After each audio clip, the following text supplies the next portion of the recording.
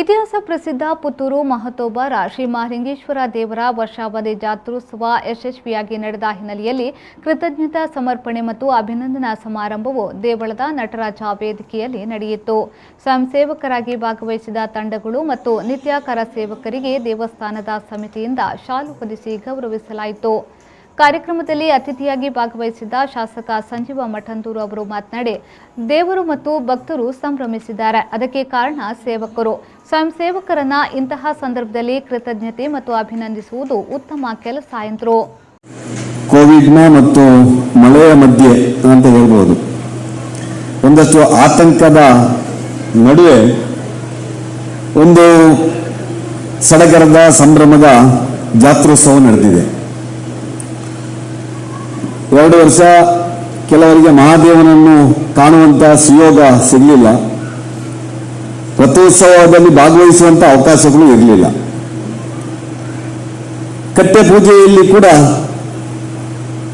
ಬಹುಶಃ ವಿಜೃಂಭಣೆಯಿಂದ ಕಟ್ಟೆ ಪೂಜೆ ಮಾಡುವಂಥ ಅವಕಾಶಗಳು ಕೂಡ ಕಳೆದ 2 ವರ್ಷದಿಂದ ಇರಲಿಲ್ಲ. ಆದರೆ ಈ ಸಲ ವಿಶಿಷ್ಟವಾಗಿ ವಿಭಿನ್ನವಾಗಿ ಸಂಭ್ರಮೋತ್ಸವದಲ್ಲಿ ಆ ಮಹಾಲಿಂಗೇಶ್ವರನ ಜಾತ್ರೋತ್ಸವ ನಿಮ್ಮೆಲ್ಲರ ಸಹಕಾರದಿಂದ ಆಗಿದೆ. ಅದಕ್ಕಾಗಿ ಬಹುಶಃ ನಿಮ್ಮನ್ನು ಇವತ್ತು ಅಭಿನಂದಿಸ್ತಾ ಇದ್ದೇವೆ. ಕಾರ್ಯಕ್ರಮದ ಅಧ್ಯಕ್ಷತೆ ವಹಿಸಿದ ಮಹಾಲಿಂಗೇಶ್ವರ ದೇವಸ್ಥಾನದ ವ್ಯವಸ್ಥಾಪನಾ ಸಮಿತಿ ಅಧ್ಯಕ್ಷ ಕೇಶವ ಪ್ರಸಾದ್ ಮುಳಿಯ ಅವರು ಮಾತನಾಡಿ, ಪುತ್ತೂರು ಜಾತ್ರೆ 10 ದಿನ ನಡೆಯುವಾಗ ಅದೊಂದು ಬ್ರಹ್ಮಕಲಶದಂತೆ.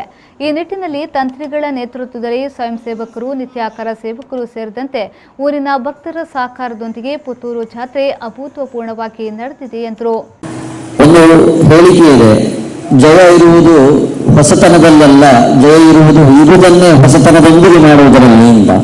ಹೊಸತು ಮಾಡುವುದು ಜಯ ಅಲ್ಲ, ಆದರೆ ಇರುವುದನ್ನೇ ಹೊಸತನದೊಂದಿಗೆ ಮಾಡುವುದು ಜಯಕ್ಕೆ ಕಾರಣ ಆಗ್ತದೆ.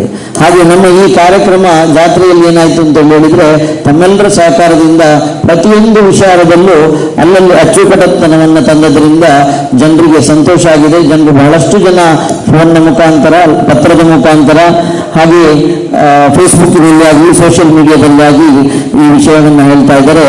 ಅದಕ್ಕೆ ತಮಗೆಲ್ಲರಿಗೂ ಮತ್ತೊಮ್ಮೆ ಅಭಿನಂದನೆಗಳನ್ನು ಸಲ್ಲಿಸ್ತಾ ಇದ್ದೇನೆ. ಈ ವರ್ಷ ಹೊಸತಾಗಿ ಪ್ರಾರಂಭ ಮಾಡಿದಂತಹ ವಿಷಯಗಳು ಸಾಂಸ್ಕೃತಿಕ ಕಾರ್ಯಕ್ರಮ ದೊಡ್ಡ ವೇದಿಕೆಯಲ್ಲಿ ಆಗ್ತಾ ಇತ್ತು. ಆದರೆ ಈ ರೀತಿಯ ಒಂದು ಬ್ಯಾಕ್ಗ್ರೌಂಡು, ಈ ರೀತಿಯ ವ್ಯವಸ್ಥೆಗಳು, ಈ ರೀತಿಯ ಲೈಟಿಂಗ್ಸ್ಗಳು ವ್ಯವಸ್ಥೆ ಈ ಬಾರಿ ಪ್ರಥಮವಾಗಿದೆ. ಸುಮಾರು 39 ತಂಡಗಳು, 600 ಜನ ಕಲಾವಿದರು ಈ ಪ್ರದರ್ಶನ ಮಾಡಲಿಕ್ಕೆ ಸಾಧ್ಯ ಆಗಿದೆ. ಅದಕ್ಕೆ ಈ ಕಾರಣೀಭೂತರಾದ ಎಲ್ಲರಿಗೂ ವಂದನೆಗಳು. ಜಾತ್ರೋತ್ಸವ ಸಂಪ್ರದಾಯಬದ್ಧವಾಗಿ ಉತ್ತಮ ರೀತಿಯಲ್ಲಿ ನಡೆದಿದ್ದು ಜಾತ್ರೋತ್ಸವದ ಯಶಸ್ಸಿಗೆ ಶ್ರಮಿಸಿದವರಿಗೆ ಕೃತಜ್ಞತಾ ಸಮರ್ಪಣೆ ಮತ್ತು ಕಾರ್ಯಕರ್ತರಿಗೆ ಅಭಿನಂದನೆಯನ್ನ ಸಲ್ಲಿಸಲಾಯಿತು. ಕಾರ್ಯಕರ್ತರು, ಸ್ವಯಂ ಸೇವಕರು, ನಿತ್ಯ ಕರ ಸೇವಕರಿಗೆ ಸಭೆಯ ಕೊನೆಯಲ್ಲಿ ದೇವಳದ ವತಿಯಿಂದ ಶಾಲು ಮತ್ತು ಪ್ರಸಾದವನ್ನು ವಿತರಣೆ ಮಾಡಲಾಯಿತು.